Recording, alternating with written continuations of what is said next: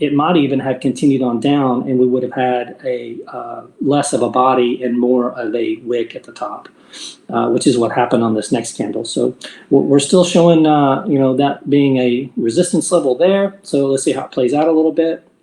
So in the next candle, we actually break that, very short-term, resistance level there. And then look what happened. So what was resistance became support, right? So we came down here and bounced off of it there. We bounced off of it here. But what I wanted to show you is this is just a range. So I still consider this candle and this candle, even though it didn't touch that 790 level, I still consider that to be in that support range. And let me give you an example because it does it again. And I want to show you the difference because whenever you scroll over, whenever your price start at the bottom and price stop at the top on this particular grid, if that narrows, then the range will look much larger than it actually is. And I want to show you that example real quick. So I'm going to copy this right here. I'm just going to duplicate this drawing. Okay, so it's exactly the same. It's going to go from 785 or 784 to 795. All right. So I'm going to move it over here to this area.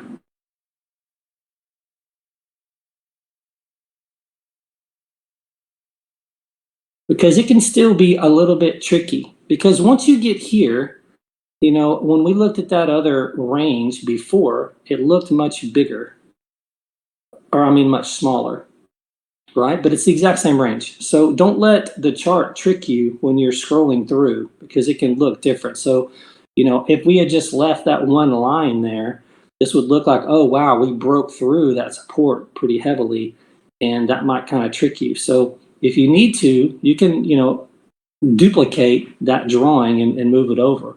Once you get used to it, you won't need to do that. And once you get used to it, you won't even need to have these zones. You can just get rid of that drawing. Just know, once you know in your mind, hey, this is an area. It's not necessarily this exact price point. It's just an area. And you don't have to draw those. But until you get used to it, you certainly can. You can draw those just to remind yourself that it's just a general area, right? Okay.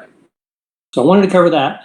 And also something that's important as well is, like we talked about just a moment ago, is what was resistance can, and oftentimes does, become new support. And vice versa. What was support can become new resistance. Let's see if we had anything break it here. Yeah, here's a good example, okay? So we had a little bit of support here, some support here, and then this is the same line down here. This is at like 790, 789 level. And then look what happened when it actually broke through this. Broke through, we bounced back up, then we broke through again. It's kind of acting as resistance, see? So that's why a lot of times I'll say that it's a support resistance line because it can be both. It's not always, once it's support, then it's always support. Once it falls below that support line, it can become a resistance line. So support and resistance, they're basically, they're also areas where smart money transactions took place. So let's take a look at this. We're on a 1 minute chart. Let's take a look at this on the daily chart, okay? So you see this huge volume here. That's what we're looking for kind of on the daily chart. Sometimes these can be news catalysts, or sometimes it just could be that the price got to a point in which smart money came in and, bought that up. So, they liked that entry price. Keep in mind, most of the time that is smart money. It takes, I don't know how many millions, but a lot of millions of dollars to move these stocks. And so whenever you see these bigger moves with this bigger volume, likely it has a lot to do with smart money. And, with smart money, I'm talking about, funds and banks and insurance companies and, all of the big market movers, big money. So, and if they're getting in at those levels, that's a pretty good indication that it may not be a bad opportunity for us to take a look at getting in as well. So that's something to definitely keep in mind.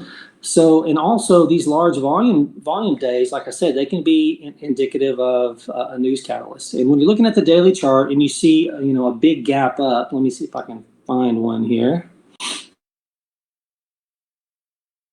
I'm not seeing one right off the bat here, but sometimes when you look at the daily chart, you'll see a large gap up, like maybe, you had a down day here and then your next green candle starts here. And you're like, whoa, what happened there? There's a huge gap of nothing there.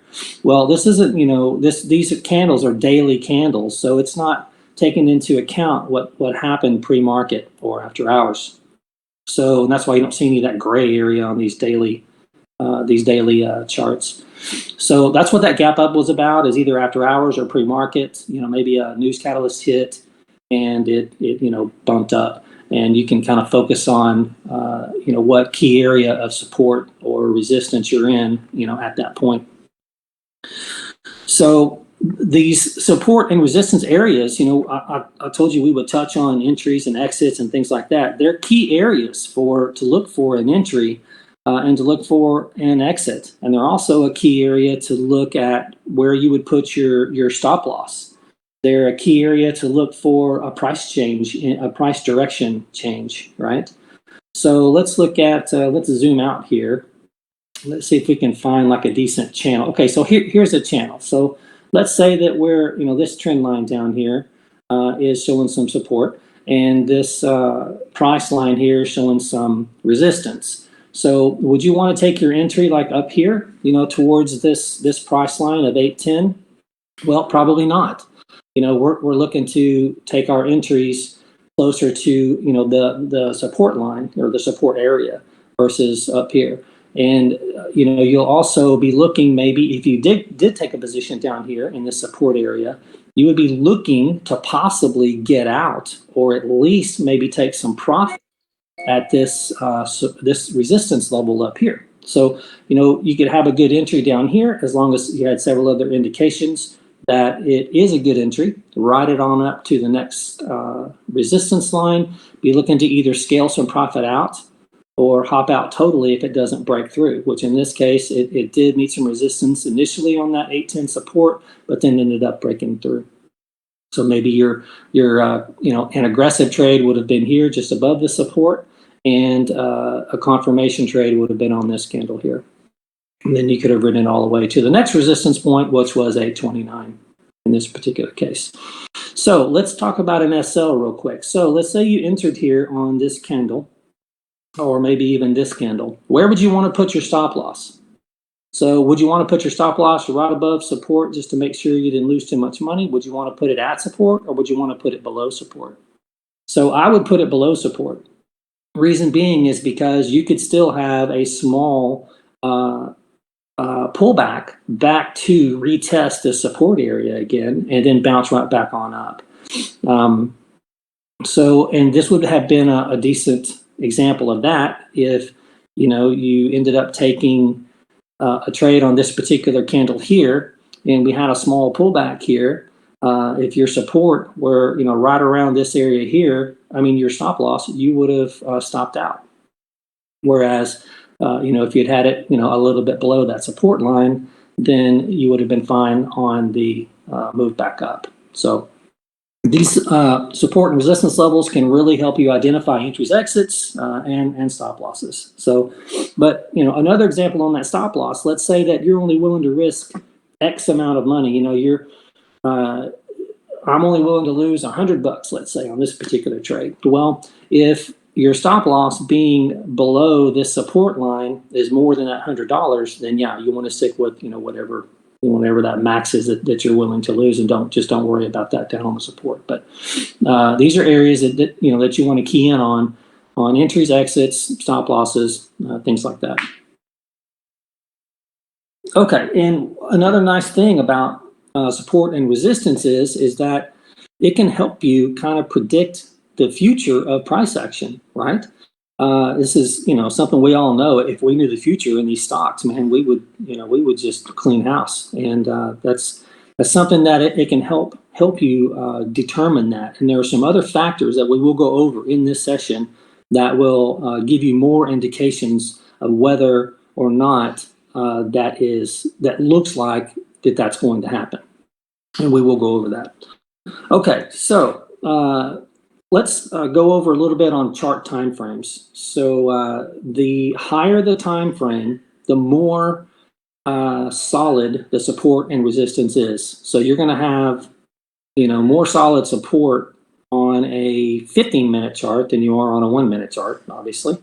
You're going to have more solid support on a 2-hour chart than you would a 15, more on a daily than you would a 4-hour, and so on and so on. Every once in a while, and this is primarily when I'm doing swing trades, I'll primarily look at the daily and the weekly chart. So we'll go back to the daily here for a moment. So keep that in mind when you're drawing your support and resistance. And you don't have to draw all of them. Obviously, if you're looking at, you're right now, we're trading in this area. So do you really need to have these drawn up here? No, you don't have to. So if you don't want to take the time to do that, if you're in a hurry, if this stock is moving, you're like, oh man, I want to identify some support and resistance real quick. You don't have to go through and draw all of these different ones. Just worry about the area that you're trading in. And if you're looking more at, doing day trades on that particular stock, then maybe you don't even key in on the daily. You can real quick and just, hit some things. I'm going to tell you guys what this stuff means up here. I don't do this a lot. I do sometimes, but I just wanted to show you guys an example, and I'll go over it in just a minute of, what these weird numbers and letters mean here. Okay, so let's say you're doing a day trade. Well, here's the thing. This is really kind of up to each individual on how they do it. I'll tell you how some people do it, other people do it, and I'll tell you how I do it. So let's say you're going to trade this NNDM, we're going to day trade it today. So I might go, okay, first let me go over what other people will do. So other people, they may have a rule. They may say, okay, well, I'm going to trade NNDM today off of the 1-minute chart. So I'm going to draw my support and resistance, or I'm going to identify my support and resistance off of they're going to go up 2 time frames. And we don't really count the 2-minute and 3-minute. We go off of what other traders are looking at. And the reason we do that is because that's what they're looking at. So we want to look at the same thing because that's where a lot of times, more people, since it's a more common time frame, more people are going to hop into a trade. Whether it be short or long, based on that particular time frame, because that's a popular time frame. So I'm talking about the 1-minute, the 5-minute, the 15-minute, the 30, the 1 hour, the 4 hour, in the daily and the weekly. So those are all your popular time frames. So some people, if they're trading the 1-minute intraday, then they're going to look at, let's say, 2 chart time frames up to identify support and resistance. So they're going to take a look at the 15-minute time frame. And they're going to identify support and resistance off of that 15 minutes. So the best thing that I can recommend is to back test it. Take a look at that particular strategy. And if it looks good to you, great. Then maybe it's going to work for you. Some people look at 4 time frames up. Just depends on who you ask. You ask 10 people, you're probably going to get 10 different answers. So that would be, let's see, so it would be 5, 15, 30, or 1 hour. So they're looking at the 1 hour chart. So they're going to identify their support and resistance off of the 1 hour chart. Some people only do support and resistance off of the daily chart, and that's it. And then the rest of the time they're doing, maybe just some shorter term support and resistance trend lines, whether they be horizontal or vertical, on their 1-minute or whatever they're trading on, 1 minute, 5 minute, whatever the time frame is for them for that particular day or that particular stock. So what I do is I like going through the daily real quick, identifying support and resistance there. It doesn't take me long. Most of the time it's already done because I've just, looked at so many different tickers, and these things, they stay on there.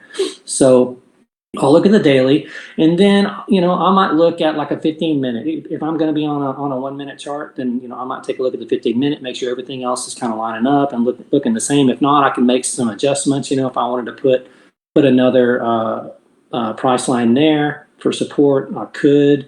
Whatever I saw that I needed to tweak a little bit that I didn't pick up off of the daily chart. So that's what I do. But Your results may vary, obviously. So, do what you think might work for you initially, or maybe what you think is easiest, and then go back test it and make sure that it held support, because you can draw them back in time and then look it forward as to what happened that next day or, whatever else, and see if it held true. So just, that's what I would recommend there. Okay. So we went over this here. Okay, and I did talk about swing trading. Then we're not, you're never looking at support and resistance on a 1 minute or 5 minute chart or anything like that for swing trading. You're definitely daily and or weekly for swings. Okay, so let's see here. All right, so keep in mind with support and resistance that just because you have identified a support and resistance area doesn't mean that it's going to be obeyed 100% of the time. It happens all the time where these things break. We have breakout traders even looking for that. That's their strategy. It happens all the time. So they're just basically key areas to keep an eye on. Whenever you're getting into that area, you're keeping an eye on it for possibly a price change or a price direction change, or possibly an entry or an exit, or what have you. They're just key areas to focus on. They're not always 100% obeyed by the stock market. So whenever we're going to draw these support and resistance lines, and what I'll do is I'll go back to the daily here, and I will remove all of my drawings so that we can actually get an idea of where, how to draw them, where we would draw them. A minute ago when we had all those price lines on there, even though it looked a little jumbled on the daily chart, when you get to the 1 minute chart, it doesn't look jumbled at all. And it really helps you visually identify where you might be able to see a price change. Like right now, looking at this chart, I can see some of those areas, right? But I haven't dialed in on each one of them. And it's much more difficult when those lines are not there for me to know, where I can expect a possible something to happen. So what we're looking for is, number one, when you're going through, particularly on the daily chart, when you're going to be drawing support and resistance, it needs to be obvious right off the bat. If you're spending too much time trying to find it, like if it looks like you're playing the Where's Waldo thing, it's taking you 5 minutes to find, it's probably not going to be one that you want to key in on. So make sure that it's obvious to the eye. So let's start drawing a few here. I'm going to draw one here simply because it was, the high. This is actually a 52-week high. Looking at the daily chart. And keep in mind, this 52-week highs, when you're looking at the daily chart, sometimes it's not the actual 52-week high. And why is that? Well, keep in mind, this is only tracking pre-market. This is only tracking trading hours. This isn't tracking pre-market or after hours. So I'll give you an example. So if we're looking at the daily chart, we would think right off the bat, well, hey, 1789 is our 52-week high. Well, it's actually not. Let me find it here. Don't remember which chart it was on. Zoom out. Not there. Maybe it's this one. Okay, so here we are. So here, back in January, we hit 1812. All right, so this probably happened in pre-market. So we're going to put another one there. Now, is that major resistance? No, not necessarily. Not really, because how many times did it touch 1812? Well, only one time. But I'll still draw that on there. And what I do is I go in and I change my color. This is just something I do. You guys can do whatever you like. But I'll change it to red. That way I know when we're coming up to that level, oh, hey, this isn't just a, price line or support or resistance line. It's actually the 52-week high, right? So that's why sometimes you'll see different colors on mine. And we go back to the daily. And so we got our 52-week low down here at 131. Now, is that really relative to where we're trading now? No, it's not. I just draw it on there. I'm already there. It takes me just a second because, you know, who knows? Maybe for whatever reason, I don't look at this stock. Nothing happens on it for the next 5 months or something. And we're down and trading in that area once again. Well, then it's there for me. So let's go through here and I'll start drawing on the daily chart some support and resistance levels so that you guys can see kind of how we do that, how I identify that. So what I'm looking for is, you know, once again, it needs to be obvious to the eye.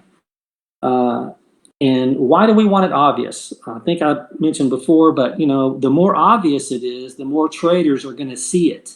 And we can possibly expect for more traders to enter at that level. And that's what we're looking for. We're not looking to take that trade by ourselves. We definitely want to have other traders in there with us to help push that price up, including smart money as well, of course. We're also looking for those swing lows and swing highs, right? So we had a little bit of a swing low here. Keep in mind this is on the daily, so it's going to be kind of a big gap. So, and what you're looking for is you're wanting to find as many touches or retests, however you want to say it, as you can when you're drawing these. So right here we have 1, 2, 3, 4, 5, 6, 7, 8, 9, 10, 11, 12, 13, 14, 15. So that's a lot of touches, right? You know, here it was resistance, and then here it became support. So I would identify that 289 mark as a pretty solid support resistance level, okay? All right, and let's look around for a few more here. So anything else that's really obvious to your eye? So yeah, maybe right here, but do we want to draw it on that wick as we're looking across to the right? Is there a lot of other touches in that area? Well, I don't see a ton, so maybe we want to, you know, kind of split the difference and just, you know, start look to the right and look to the left and see how many touches that you can find. You know, where is going to be that, you know, that best level. So let's start a little lower here. I like this level. Another thing to keep in mind as well is you're always going to give precedence to the most recent, you know, retest or touches than you do older. Okay, doesn't mean that older don't matter because they certainly can. But you know, let's say that I have, you know, I'm going to draw a support or resistance line here, and on the left it has 2 touches, right? But on the right, if I go up a little bit, then I can have like 5 touches. So I would draw it on the right. Number one, we have more touches. Number two, it's more recent. Even if they match, even if both had 3 on the left and 3 on the right, I'm going to go with the one on the right because it's more recent. So try and stick with the more recent as often as you can. Okay, so let's continue on here, looking at some more. From top to bottom.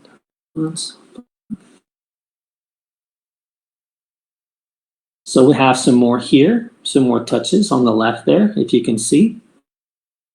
Got 1, 2, 3, 4, 5, 6, 7, 8, 9 touches there. And keep in mind, that's over a 9-day period. And as we look to the right, we've got a lot of touches there as well. So I like that level, right? And then again, let's look at here, this level, because we have this big day here where we jumped up. And maybe that day we just kind of ran out of time. Maybe it would have continued on up, which it did, you know, the next day. So this is how you draw them. You're just looking for all those multiple touches, those swing highs and swing lows. You want to make sure that the move is significant. Let me show you what I mean by that. So, okay, here's a good example here. So obviously this move down to here was significant, right? So let's draw one there just for the heck of it. So would we call when we came up here and we came down here, would we call this a swing low? No. Number one, in my opinion, that move is not finished yet. Okay, the move continued on down, and this would be where I would consider that swing low. Did it pull back to here? Yes. Did buyers come in a little bit? Yes. I don't know if y'all can see that, but there's a wick there. Oh, I hate it when it does that. I go down here. Let me blow in on that, or zoom in on that a little bit. I'm probably going to lose it, but okay, here we go. Okay, so this is the area we were talking about here. So, you see that wick. So yeah, buyers did come in there, but are we going to draw a support and resistance line there? Well, I wouldn't. Maybe some people would, but I would wait until the move finished, all the way down to here. Even here, I wouldn't consider that, a major swing low. And sometimes what you can do is you can use your Fibonacci retracements to judge, measure that move and see if it went down that low. So let's say we were looking at this move again here, where the bottom of this candle was up to the swing high. So I'm looking usually 38 to 50%. This isn't a good example because there was such a huge move here, but you can measure them. And if it's 38 point, at least 38%, 33, 38%, and especially 50%, then yeah, you can maybe put a trend line there. And that's what I'll do as well. Whenever I've drawn my support and resistance on a higher time frame chart, once I dial into the chart I'm going to be trading off of, I will typically go to a trend line. That just lets me know in my mind the difference. Hey, I know this isn't like super strong support. This didn't come from the daily chart or the hourly chart or whichever chart that we're looking at. We're on the 1 minute chart now, so let's say I wanted, that I did want to draw this. So some buyers did come in here. So I would put a trend line here instead of a price line. So I would just put a trend line, and like I said, that just lets me know the difference. Okay, I know that this came off of a short time frame chart. So that's that's the difference that I'm able to identify right away. And that's something you can do too. Some people will put a price line as well, but they'll change the color. They'll make it yellow or green or whatever helps you identify the difference in strength of your support and resistance levels will certainly help. Okay, and like we talked about before, we want these significant moves, these larger moves to identify our, swing lows or swing highs. Because what do those tell us? Well, those swing highs tell us, hey, that's where sellers came in. That's where people thought this is a good place to sell. So that is, the resistance level, right? And the swing lows are where buyers came in to push that price up. We want to know that because, if we're looking to buy, then we want to buy when other people are buying, which is also why we want to be looking at the same things that other people are looking at. That's why those, $1,000 secret indicators don't work when those people try and sell them to you. Nobody else is looking at them. How are you going to get other traders coming in, to help you buy that stock up? So, obviously the more touches and retests you can have, the better. So keep that in mind when you're drawing these. Also, what I like to see is after I've drawn a support or resistance line, I like to see that it was tested on both directions. I want to see that it acted as both support and resistance. So that's even just more confirmation that yeah, you've got a good solid zone area here that you can kind of focus in on. Here you can see that happen just on this trend line. You've got bounce here, several bounces there. We came up here, we broke through it here, and then we came down and look where we bounced. Wow, we bounced off of this support. And keep in mind, we're on the 1 minute chart. So we bounced off of this support line that we drew off of the daily chart, right? So this is why you want to have those on there. So we bounced here, came back up, and look at that. I mean, just, same thing. So what was support, holding support here, now became resistance. So keep that in mind. It even resisted right here, again, before it finally broke through. Then when it finally broke through, let's see what it did. Still held here, broke down here. Boom, now it's resistance again, right? So funny how that happens. But you can see how that can help you when you're trading because again, you're not knowing for a fact that, yeah, it's going to bounce right here because that's the support area. So I know it's going to bounce. No, it's just areas to focus in on, that to look for buyers to come in on a support level for a possible price direction change. And these can help you with your entries and exits, of course. Okay. So identifying where that level held support and resistance, it acted, in both directions. Very key. Okay, also what I'll do is, I think I mentioned this before, but I will again, just in case, because it has to do with support and resistance. So maybe this isn't the best ticker for that because it didn't really have a lot of pre-market action, but what I'll do is I will mark the pre-market high and the pre-market low. And even if you have a stock that's not doing a lot, so let's just mark it for fun here. Let's go to our price level. So let's mark the pre-market low, 725, and let's say pre-market high was 746. Okay.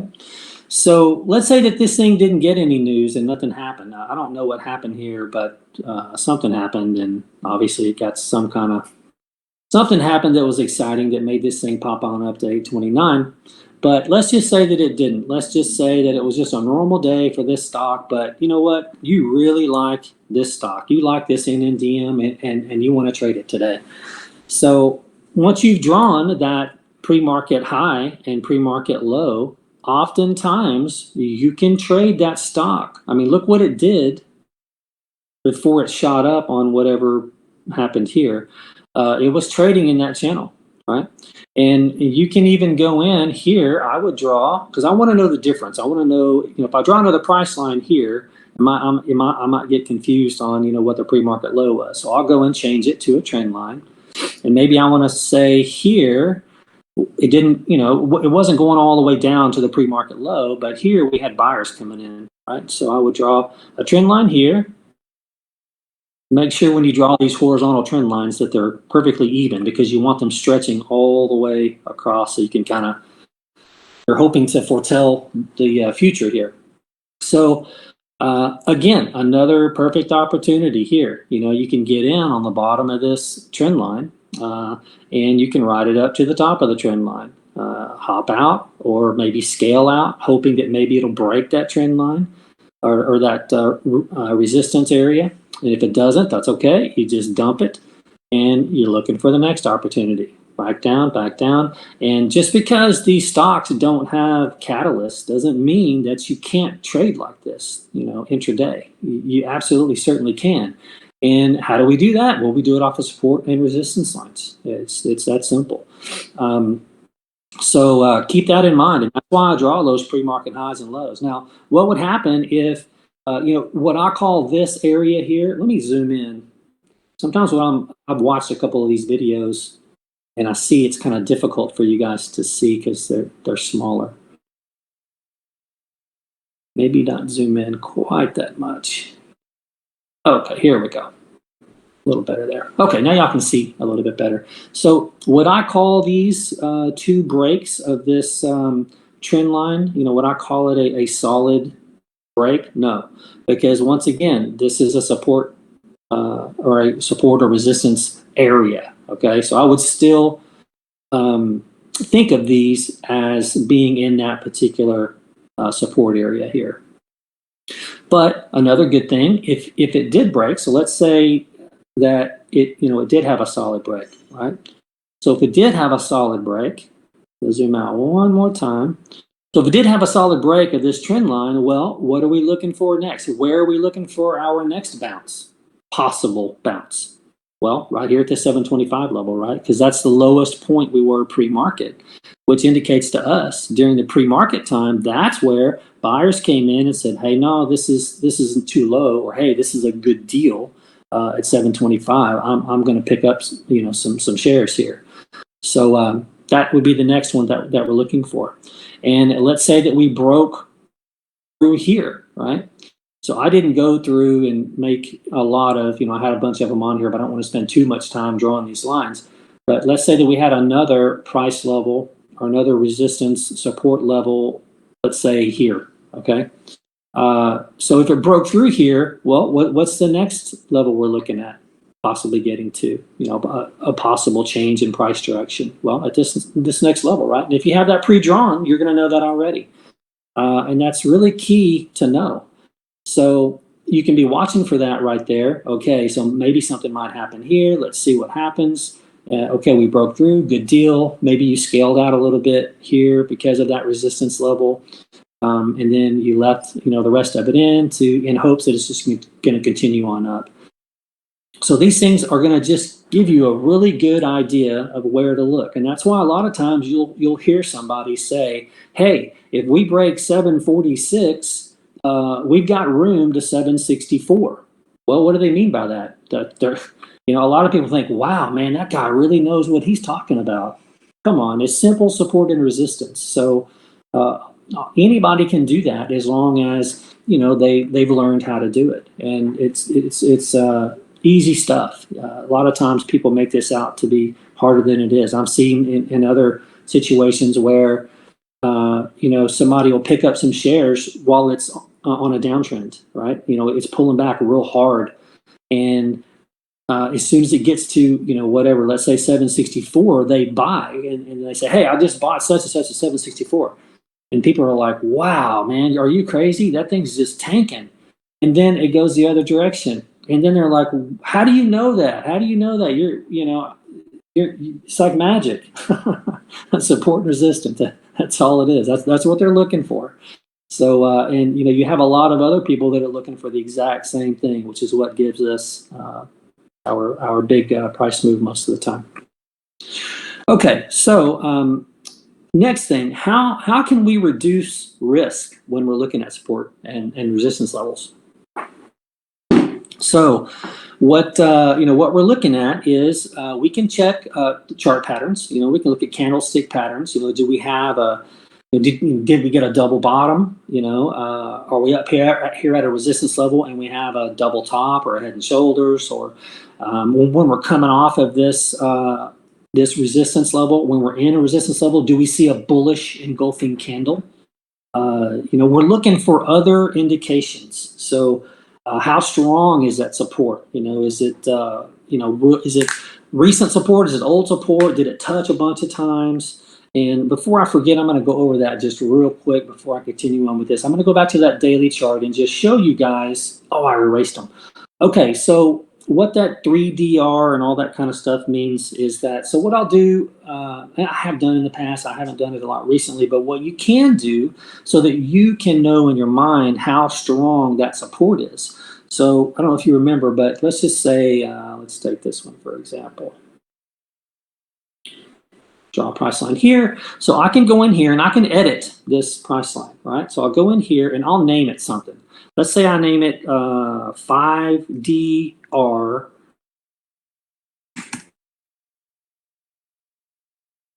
dash 1/2. Looks kind of weird. And I want to show the name. So I'll show the name on the right. I'm going to show the label. And I'm going to change this, let's say to yellow or something, right? Change the color. So it just kind of stands out a little bit. So people are going to look at that and say, "Man, Doc, what the heck does that mean?" So it doesn't add up on this one. I'll just use this as an example. But this would tell me that 5 times on the daily chart, this level acted as resistance in January and in February. So it just lets me know kind of what that particular price area is about. How strong is it? You can put those little notes, for yourself so that you know. And if you see a 5DR in January and February versus a 1DR in November and December, well, which one's stronger, right? Obviously the more recent, January, February, touching 5 times, it actually resisted 5 times, then that one's going to be one you pay a little bit more attention to. So you can make little notes for yourself like that. I just wanted to point that out. It's not that huge of a deal, but if you want to do that, you can, just to give you a little better idea of what you're looking at, because obviously these price lines can just all look the same, and maybe this price line was just a high of the day 3 months ago or something. So that can help you differentiate. So I wanted to touch on that real quick. Okay, so continuing on with how we can reduce our risk on support and resistance levels. We talked about doing that by chart patterns. We're talking about ascending triangles or ascending wedges, or descending wedges, or whatever we're looking at. Candle formations, bullish engulfing, bearish engulfing, double bottoms, double tops, head and shoulders are all ones that I look at. I also like hammers. Hammers can be good as well. There's a million of them out there, and you can learn all of them. That's great. But you'll find that over time you'll get comfortable with a handful of them, because maybe you saw that they worked more often than not, so you were comfortable with those. And whatever you're comfortable with, that's what you stick with. You always want to be comfortable when you're trading. Also, another way that we can reduce risk is we can wait for confirmation. Like we've been talking about that quite a bit lately. Let me zoom in here a little bit. See if we can find a good example. Okay, here's a good example. All right, so what's the difference between taking an aggressive trade and a trade with less risk when we're talking about this, let's say this resistance level here, right? So an aggressive trade would be, we're hitting the ceiling here, which some people refer to support as the floor and resistance as the ceiling. When you jump up there, you hit your head on the ceiling and you fall back down. So, we're hitting that level there, this area, and then boom, we break through, right? So, whoa, wow, cool, we just broke resistance. And I see a lot of traders, and I saw it a lot with the old channel. I'm not trying to say anything bad about Dharmesh. He's a very, very nice man, but I saw a lot of rookie mistakes there, or he's just being a very aggressive trader. When he would say, "Hey, when we break, I have a limit order put in for 791 on NNDM." That used to kind of surprise me, because how do you know what the candles are going to look like just prior to that? How do you know what the volume is going to look like that prior to that? How do you know how much energy is in that move? You don't have confirmation that it's going to break and hold and continue up yet. That's a very risky trade. Can you do it and make money on it? Sure. But me, I'm a little less riskier of a trader. So I'll typically, unless I'm up big on the day and I'm just like, hey, I'm going to take a risky trade, then I will usually wait for confirmation, because had you done that here, it would have burned you. Obviously we broke back down because we didn't wait for confirmation, and we ended up not doing so hot. But other situations, it'll work out for you. Here, if you took that aggressive trade, at 803 or whatever, above this 802, what we drew a little trend line here, eventually it would have worked out for you. But it's just not my style of trading, so it just depends on how aggressive you want to be. You can certainly take the initial breakout, and but more often than not, when you get confirmation, it will typically continue up at least some more in the direction that you thought that it would.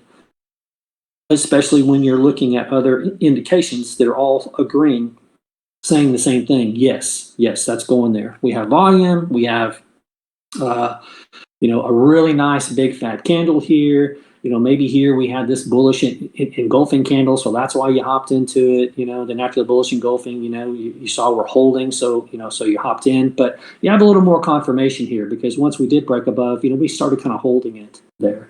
And then we saw a lot of energy come in on this particular candle here, looking at the corresponding volume. So that part is totally up to you, up to each individual trader of how aggressive they want to be. But I just wanted to point out both ways. That way, you could make the determination for yourself. Okay, let's see. How else can we reduce risk here? So let's say if the, once again, if the support or resistance is broken, we can look at the corresponding volume. Okay, so let's say right here we're trying to break, right? And look at that volume bar corresponding to that candle. Not a lot of energy there, right? So we're still okay. At this point we're thinking, okay, we still might hold this support level. It actually came down below the support level, and buyers came in and bought it right back up to that support level. But look at the energy in the next move, right? That's big energy. And you'll be able to see that even before that volume candle is filled all the way. Because obviously we can look at it and say, yeah, it's a lot of energy. But when we're looking at that candle, it's not going to be that big, Doc. Well, of course not. But you can see, you've been watching this ticker, right? So you know how fast that volume is coming in, how quickly that bar is filling up.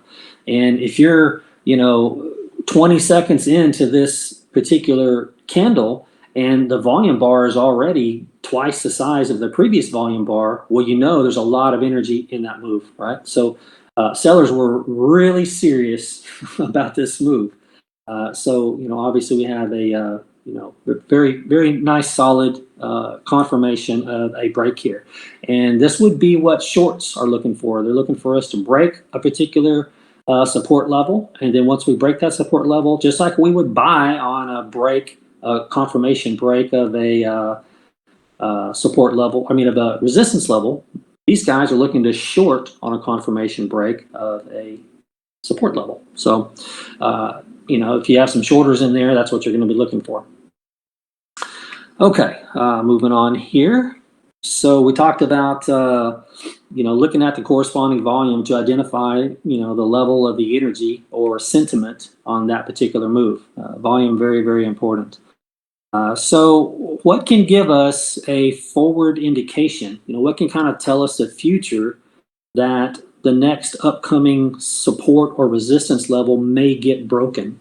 Okay, so this is one, again, where we can kind of start telling the future here. So you can look at the energy in the move kind of building up. Is volume starting to go up? So let's say we're moving up to this resistance level, right? Let's say right now we're trading here. So we're moving up to this level. We keep going up. We're starting to hit our head on the ceiling here. So now we're thinking, okay, what all can we look at to tell us whether or not this is likely going to break this resistance level, or if we're going to hit our head and go back down? These are things you really want to know, obviously, before you hop into this trade, either way, going long or short. So look at that energy that's building up. Look at the corresponding volume relative to its recent volume. So we're not really seeing too much yet, but here we do. So you see some volume coming in there. So what does that tell us? That tells us, hey, buyers, they're kind of expecting for this to break that particular resistance level, right? And as you start seeing that energy coming in, that will let you know how serious these guys are about taking that price up. So look for the energy, look for the corresponding volume and of each candle, and compare it to the relative volume of what's been going on just previously. Another indication that we can look at is, let's say we're moving up, and it happened a little bit here. I've seen much better examples. Keep in mind, I typically just do one ticker, and I just randomly chose this NNDM because it had a little bit of a spike. So as we're moving up to that level, right? So right now, we're not looking at maybe taking a trade because we're too far. Let's say that the next support level was down here. So we're not going to take a trade here, because if we do, we could still fall down to here before we possibly see another bounce, right? So we're just watching it, and we're watching it. And as it's moving up, once you start getting these smaller body candles, that can indicate that a price direction change could be coming. Because what do these dojis tell us? They tell us there's market indecision. It can tell us that, or it can also tell us that bears and bulls were fighting here, and really nobody won. But still, we don't know. It's still market indecision, because it still doesn't tell us kind of which direction to expect. The move to continue in. We don't know at that point if it's going to go up or if it's going to go down. So we're looking for that. But let's say you had, okay, here's a pretty good example. It ended up being giving us the wrong signal, but it's a pretty good example. So you have this move down, and it's pretty strong move down. You know, you've got pretty decent volume down there relative to, you know, the previous candles. So pretty solid move down, right? And then look at the volume. It starts slowing down, right? And here, so let's say, and you know, likely there's, you know, keep in mind, I took away all of my my resistance levels and support levels off this chart so we could start fresh. But so let's say this was a resistance level here, all right, or actually in this case would be support as we're coming down on it. So when you're coming down onto a support level and you see the body of the candles getting smaller, what does that tell us? That tells us that the energy in that move is starting to slow down, right? Shorts are getting a little more worried to short anymore because we're coming down to a support level and there could be a bounce. So they're not as aggressive. They're a lot more aggressive up here than they are down here towards a support level. Makes sense? So that can be indicated by the volume and also by the small bodied candles. Okay. So when you, and here it kind of gave us the wrong impression, you know, because this was a small body candle, this one was a bigger one. Because it was a small body candle, I would have maybe thought this might have bounced. Okay. But that's why we, you know, we can wait for confirmation just to make sure. So once we held here, this probably would have faked out some traders. You know, we had a small body candle. We had it, you know, it tested 1, 2, 3, 4 times. Tested again the 5th time, and then we got the price driven up, right? The only thing that would have worried me was that when we did get to this level here, instead of continuing on up, sellers came in and sold it back down to here where we closed. But as far as the small body candle, if this next move, if this candle here didn't happen, then this would have been a total fake out. You know, we had a small body candle here, came down to that support level. Buyers came in, bought it up to here. So what are we expecting? Keep in mind, this candle didn't happen. What are we expecting? We're expecting the price to continue on up and maybe on, you know, on a longer up move. But this was, you know, a little bit of a fake out here. And this would have been a fake out had this body closed maybe up here and had just a small wick at the top. But because of this large wick at the top, I know that sellers came in, pushed the price back down here. So this one would not have faked me out, but it probably faked out some people. So keep that in mind. Look for the energy in the moves to start dissipating. They can be very indicative with these smaller body candles when you're coming up to a support level or resistance level. So if you're coming up to a support level and the move doesn't have a lot of energy, if it's a smaller move, then buyers are getting nervous at this resistance level, right? That's what that tells us. There wasn't a lot of movement there, not a lot of action, so everybody's getting nervous. In this particular case, buyers weren't nervous. They were pretty bullish on this move. We did have a little bit of a pullback here. So just keep all of those different factors in mind. Not, you know, you're not just looking at these price areas thinking, okay, we're at support, so man, we're going to bounce and we're all going to make a bunch of money. It's not always the case. Look at all of the other indications that you have at your disposal and get them to get as many of them to agree as you can. Because the more of them that agree, then the less risk you have in that particular trade. Okay, so let me make sure I went over all that. I'm just going to read it real quick because I have just some notes here. So corresponding volume, yep, over that. We went over small body candles and dojis. You can that indicates that you know, the move can be slowing down, a possible direction change. So also another thing that you want to look for is on your move up. So you know, most of us are long, so I'm not going to talk too much about moves down, but on your move up, let's say you're getting to a resistance level. If you're making new on each pullback, if you're making a newer high, okay, then that's good. And I'm not talking about a newer high for the day. I'm talking about just a newer high on that particular move. So let me get to my trend line here.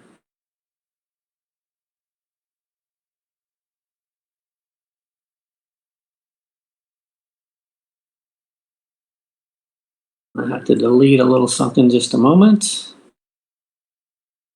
Turn that off. Okay, so let's say you had this move here, and then you had that move, and then you had this move, and then you had that move, and you had that move, right? So what are we doing here? So we're making newer highs. You know, we gotta, let's say we have a resistance level here. Let's just draw one just for fun. So what did we do here? So we made this move here, and we pulled back, and then we made a higher high here, right? Higher than this high. Make sense? Then we had another pullback, and we made another higher high. We also made higher lows. So we moved up, we made a low here, right? Higher than the low we were down here. Then we moved up again and made another higher low here on this pullback. So what does that tell us? So that tells us that this is a bullish move, obviously, and that we can possibly take from that that buyers are expecting to break that particular resistance level, right? And so that would be another indication that we can look for: higher highs, higher lows. So if the move was different, if this particular, let's see,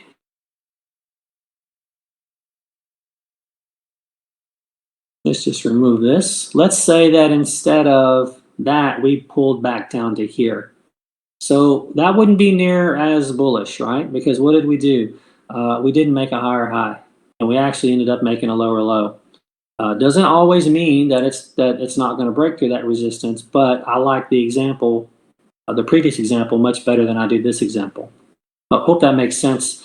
So those are some things that you can look for that will let you know, give you some kind of forward indication or future telling, fortune telling, that you have a better chance of breaking that upcoming resistance level. Okay, and the reason you want to know that is maybe you don't scale out as much on when it hits that resistance level. If everything is showing good signs that you're likely to break it, then maybe instead of scaling out 25%, maybe you scale out 10%. Or if you normally would scale out 50%, maybe there you scale out 25%. So keep all of those things in mind.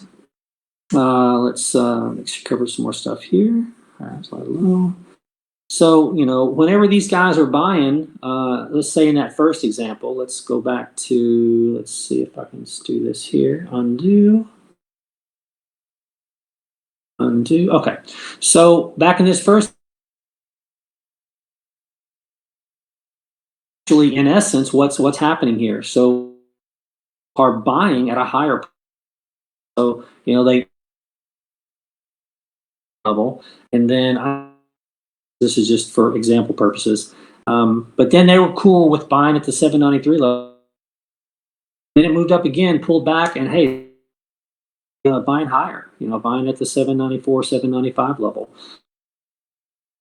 Those bullish type short-term trends are something to keep an eye on when you're approaching, and you're also looking at that corresponding volume. Just wise things to keep in mind there. We talked about looking for ascending wedges or triangles headed towards those resistance levels as well. Obviously. Okay, so we break support. All right, so let's say here we're looking for this bounce off of the support area.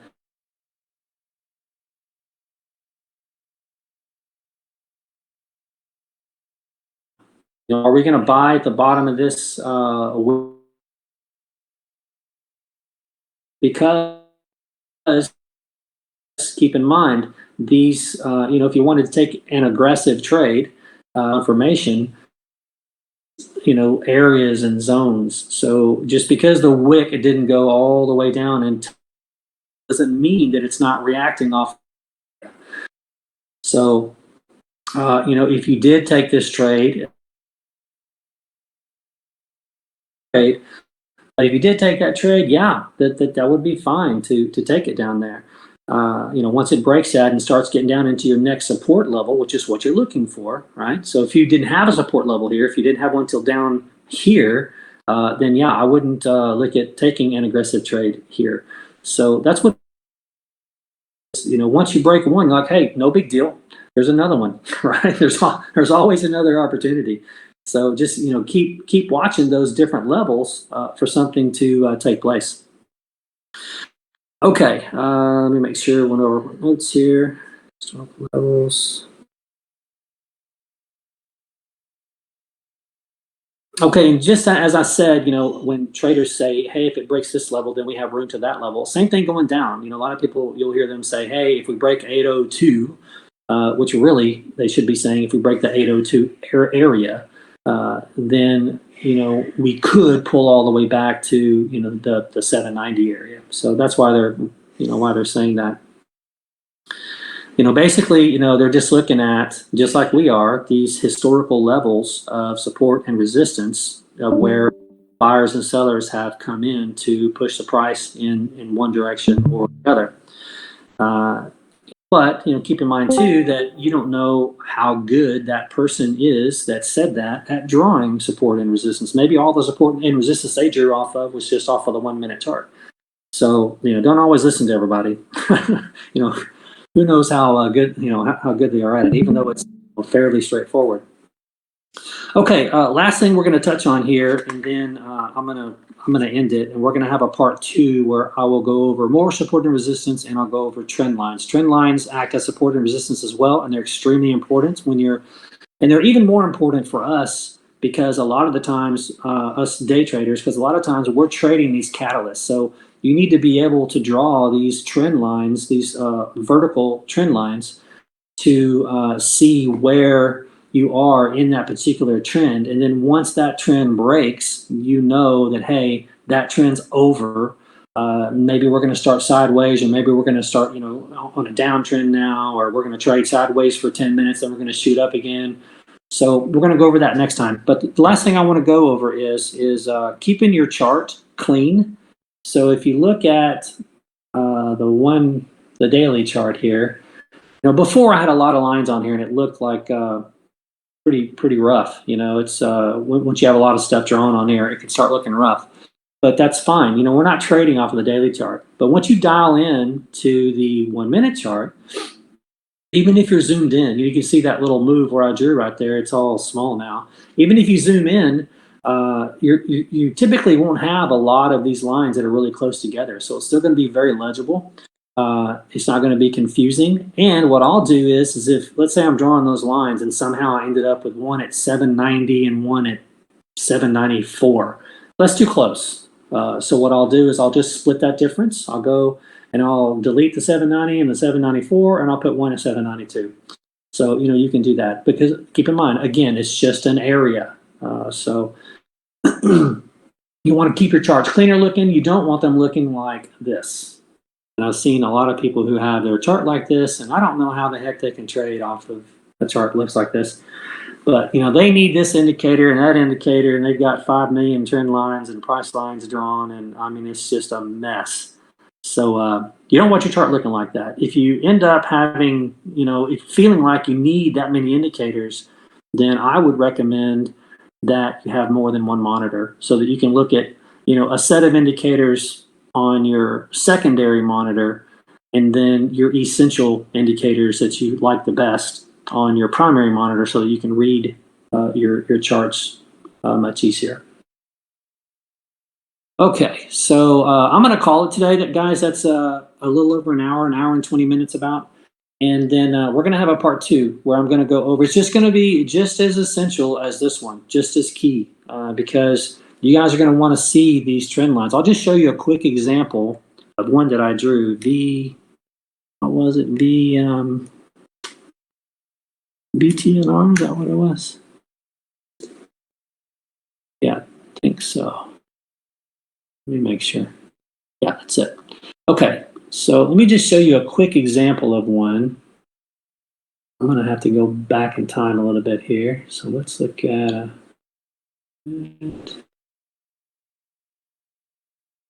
I think it was that move. Hold on, let me try another time frame here. So let's look at a daily, intraday. And let's look at 5 days, 1 minute. Let's add that, look at it real quick. I just want to show you this so that you can see how key it will be. Okay, so here was that trend right here. So I'm going to zoom in on this trend a little bit so we can focus a little heavier on it. Where is it? Here it is. Okay, so I'm going to delete these real quick. Like I said, I'm showing this because I want you to know how key that other session is going to be, basically the continuation of this one. So let's say that we were trading here, all right? We haven't seen anything else. All the rest is in the future.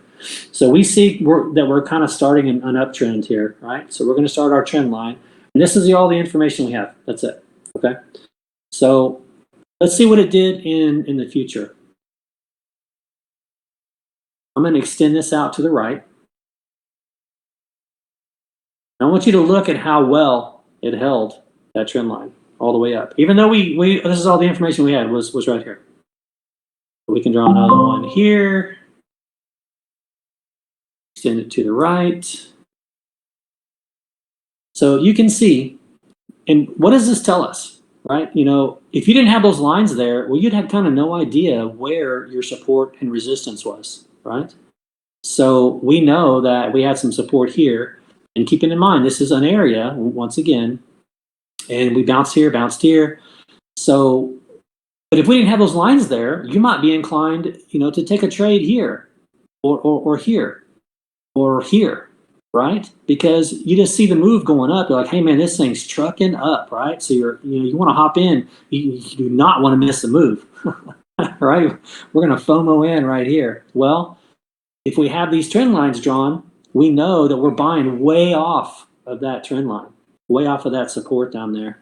So in this particular case, it ended up working out fine because we ended up continuing the move up. But oftentimes, this will pull back to around that area like it did here, pull back to that area, and then bounce off of that trend support, and then continue on up. So number one, if you took a trade here, number one, it's less risky because you're bouncing off of that trend line. Or if you waited for confirmation, you took it here, bouncing off of that trend line. So it does two things for you. It makes it less risky because you have support there. And the other thing that it did for you is you got in at a much lower price than if you try to FOMO in here or here, wherever. So this is kind of what we're going to focus a little bit more on the part 2 session. So I would recommend it, if your schedule allows it, to make that session. We're going to be drawing a lot of different trend lines, and I'll show you guys how well they hold. And then I'll also show you that once we break the trend, right, the trend is over. So, how do you know? A lot of people say, well, how do you know how high are we going to go? Well, nobody can really predict that, but I can tell you when it's over. I can tell you when we're going to start a new trend, whether it's going to be sideways or it's going to be a downtrend, or if we're going to trade sideways for a minute and then bounce back up. I can tell you when the trend's over. So basically, when you break that trend line, a confirmation break like we had here, right? Well, what happened after that? Are we still trending up? No, that trend broke. When it broke that line, now we're trading sideways. But hey, guess what? You can still make money here as well, because now you have a new trend, and now you can trade instead of trading from here to here, or short from here to here, you can go long from here to here, or go short from here to here. So you can just keep following these. So you can see how these trend lines and support and resistance lines, which is all the trend line is really, you can just trade whenever you like, whenever you get into those areas. So what did we do here? We broke trend again, right? So we had this little trend going here. Trend broke again. Confirmation bar here. I would really kind of look at this one as confirmation, but just because it dipped so far below that particular trend line. Then we traded sideways for a few minutes, broke up again on that previous trend line. And now what did it do? That previous trend line from way back over here acted as support again, right? And then we went up here, and guess what? That previous trend line up here, where it was acting as resistance here, acted as resistance again. So again, we have another channel to trade in. You can just keep changing these trend lines, these channels, and make money off of them. So next week session will be just as key, maybe even if not more, because oftentimes we're trading this type of trend more often than we are this type of trend, right? So try and make next week as well. Sorry we went an hour and a half. I know we were trying to stay 45 minutes to an hour, but there's just so much information that I want to get out to you guys, and some of it is just so key. Let me just double check here and make sure. Okay, good. We didn't have a lot of questions because I totally forgot to look at them. I got all into sharing this information. I forgot to look at the questions. Okay, so Joe had a quick. I only have one question, so it won't take long here. So Joe had a quick question. Doc, for swing trade, is the moving average breaks play a role to determine the trend? So it can. Keep in mind that moving averages, especially when you're looking at lower time frame charts, you're looking at the 1 minute chart. They don't play as big of a role, but they can. Some traders are trading those EMAs, or some traders use simple moving average, the SMA. So sometimes it can. I have them on my chart, but only as a guide as to kind of where are we trading based on previous time.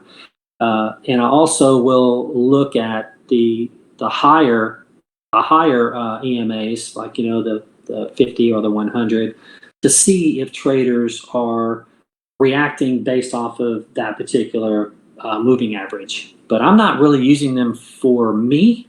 I'm not really taking trades off of them necessarily. But once again, it can be another tool to see if you're getting a bounce off of that area. Maybe you have some other traders that are coming in based on that EMA bounce. And also it just kind of gives me a general idea of the sentiment. If we're trading below VWAP and below the 200 EMA, well, we're probably in kind of a bearish trend, right? But if we're trading below the 9 EMA, well, we're not necessarily in a bearish trend. Some people have a rule. I'll put them on here real quick to show you guys. But some people have a rule that they won't take a trade if it is too far above the 9 EMA. So this blue line here is my 9 EMA. So we have, there's a lot of traders that if they take a long trade based on whatever other indications they're looking at, they would take this trade, they would take this trade, they would take this trade, but they wouldn't take this trade, and they wouldn't take this trade. And why? Because it's too far off of that 9 EMA.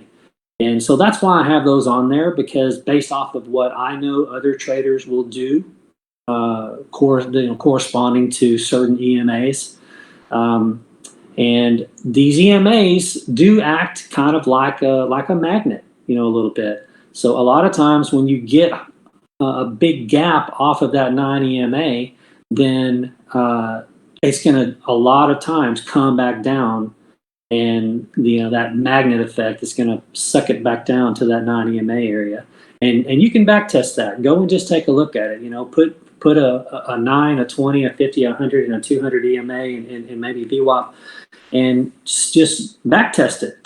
Take a look. You have all the history that you could ever want. And it's kind of like these charts are like the New York Public Library, man. They just have all the information you could ever want to back test stuff. So you can go and take a look at it and just see how it acted. And you can learn from doing that. I spent a lot of hours doing that very thing, just back testing stuff and seeing, when we did gap up off of the 9 EMA, what happened. If I took a trade off of 9 EMA, would I have, had a favorable trade or not? So I hope that answered your question, Joe. And, we will get into indicators more in another session. That's definitely a whole nother, probably a few sessions. But I hope that answered that one for you. Okay, another question here, Jay. Doc, say if we're monitoring a candle on a support line, do you recommend jumping in before or after a new candlestick forms? A good question. So that depends on a few different things. Are you an aggressive trader, right? So that's the first thing. B, like what's your risk tolerance on that particular trade, right? B, what other indications do we have saying that that particular move should break through that particular resistance line? We talked about that during the session. What other indications do we have? Do we have really strong corresponding volume to show us there's a lot of energy in that move? Do we have, an engulfing, a bullish engulfing candle? Look at all those different indications, because if you take an aggressive trade just above right when it breaks, if you only have one other indication, or maybe no other indications other than the fact that the price broke above that particular resistance area, then yeah, I wouldn't take that trade. I'm looking for a lot of different indications. And I don't mean, when I say indications, I'm not talking about just chart indicators. I'm talking about different indications, overall energy in the trend, and, different candle patterns and formations, like double bottoms, do we just have a double bottom? That kind of stuff. So, but there are a lot of people that will take those aggressive trades, and some of them work out just fine. But that's just not my trading style. So to answer your question, I guess I don't recommend jumping in before the candle finishes, unless you have a lot of other things saying, "Hey Jay, this is looking good, man. We've got real good energy in this move. There's a lot of volume in this move relative to its previous volume. We have a bullish engulfing candle here." And this, maybe this resistance area might be kind of weak, or maybe news just hit. If news just hit and that's a resistance level, it has a lot more likelihood of just blowing right through it. When you have these catalysts hit, sometimes these resistance and support levels, they don't mean anything. It just blows right through it, because there's so much sentiment going in that direction. Everybody's wanting to make money off of that catalyst. So I hope that answered your question, Jay. Okay, if we don't have any other questions, we're right at an hour and a half here. I'm going to call it, and I will put out some information on the next one. Probably what I'm going to do, I've had a lot of the West Coast people tell me that 11 a.m. and 10 a.m. Eastern time is just too early for them, and they would really love it if I bumped up the time a little bit. So I'm going to try and do that. I'm going to try and just to accommodate everybody. Some weeks we'll probably have a little bit different times, just so that everybody can have an opportunity to attend the live session if they want to. So maybe next Sunday, maybe we do one around noon or 1 Eastern or something like that. I'll try and maybe get some feedback from you guys and go from there. But I'd like for it to be a little bit later than today. So anyway, I hope everybody enjoyed today's session. I hope everybody got something out of it. And I do, again, think it's really key. And next week's will be very key as well. So I would, especially these first few sessions of doing on things that I think are very important to learn, or to, get a hold of, get the gist of, for just everyday trading. And hopefully in the near future, we can get everybody to a point to where you're able to do this all on your own, and all we're doing in that group is we're just sharing ideas and sharing tickers, because as we know, we can't all. There's some we're going to miss. So if I'm not watching VTNR and it pops up, maybe one of the other guys or girls says, "Hey, VTNR's getting volume," and they know what they're looking for. They've been through these sessions. They've got a good hold of it. They know what to look for. And they're basically bringing our attention to tickers that we weren't watching. And what does that do for us? It makes us more money. So, we can all help one another to make more money, and that's always a good thing. So you guys have a great rest of your weekend, and we'll see you guys bright and early in the morning.